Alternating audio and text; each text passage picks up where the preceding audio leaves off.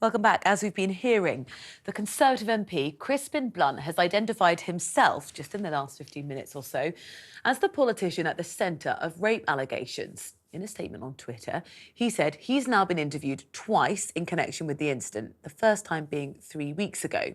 The second time was this morning, when he was under caution following being arrested.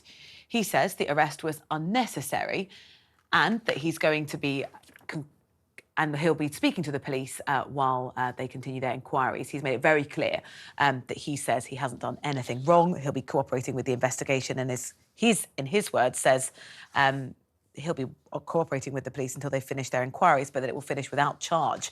Well, joining me back in the studio is talkTV correspondent Oliver Whitfield-Mirchich. We were speaking an hour ago and we didn't know who this person was.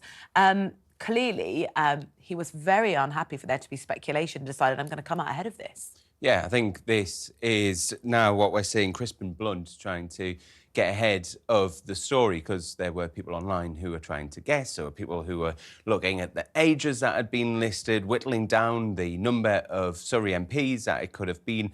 And so this is Crispin Blunt trying to get ahead of this story. And the statement that he's put out there, having a dig at the police by saying that the arrest was not necessary because he is ready to cooperate fully with the investigation.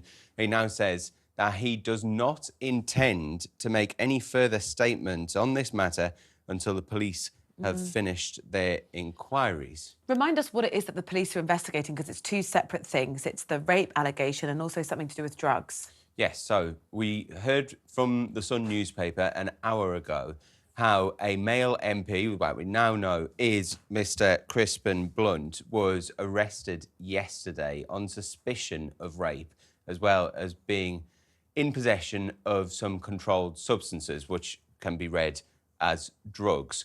Now, Crispin Blunt is saying here that he was arrested yesterday, but was actually interviewed 3 weeks ago when he initially reported concerns over extortion.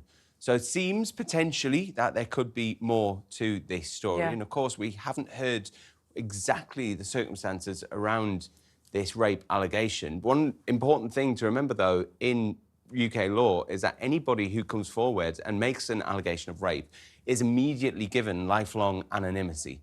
So this is a case now which looks like we're going to have to hear now from the Conservative Party, because the identification has been made, as we were talking about in the last hour.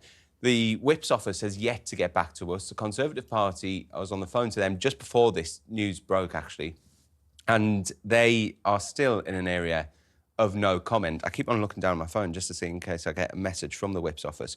But as things stand, Crispin Blunt retains the Conservative Whip until we hear any further. OK, well, Ollie's going to be on hand to make sure we're up to date. Thank you so much. Clearly, rapidly developing story. Ollie, thank you.